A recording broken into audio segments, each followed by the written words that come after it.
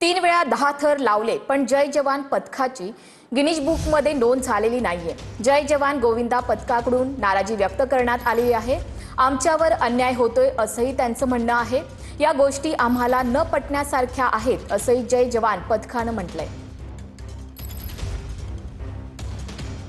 आमचं एकच म्हणणं आहे की 2012ला जय जवान गोविंदा पथकाने सर्वप्रथम नवथराचा वर्ल्ड रेकॉर्ड केला।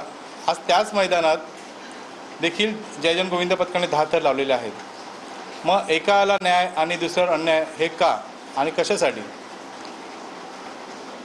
आम्ही बरेच प्रयत्न केले परंतु आम्हाला याचं उत्तर मिळत नाही आहे।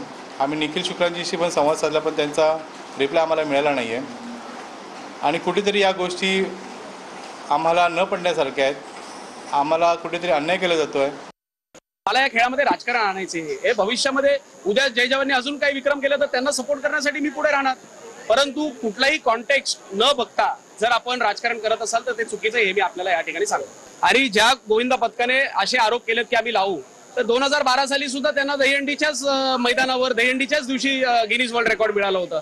त्यामुळे हे आता स्पर्धा कॉम्पिटिशन या सगळ्या गोष्टींना न पाहता आपल्याला अभिमान वाटला पाहिजे की महाराष्ट्राचे आपले हे मुलं संपूर्ण जगापर्यंत या दहीहंडीच्या माध्यमातून पोहोचलेले आहेत। प्रत्येक रेकॉर्डला आमचे काही रूल्स आणि क्रायटेरियाज असतात आणि हे पूर्ण जगामध्ये सेम असतात। म्हणजे हाच रेकॉर्ड कोणी उद्या स्पेन, ब्राझील कुठेही करायचं म्हटलं तर त्यांना सेम एव्हिडन्स आणि सेम रूल्सने हा रेकॉर्ड करावा लागेल।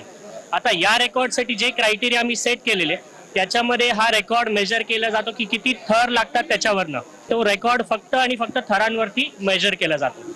दुसरं कोणी जरी हा रेकॉर्ड अटेम्प्ट केला आणि त्यांनी 10 थर अशाच आमच्या सगळ्या गाईडलाईन्स प्रमाणे रचले त्यांनाही हा को रेकॉर्ड होल्डर म्हणून हे सर्टिफिकेट मिळू शकतं।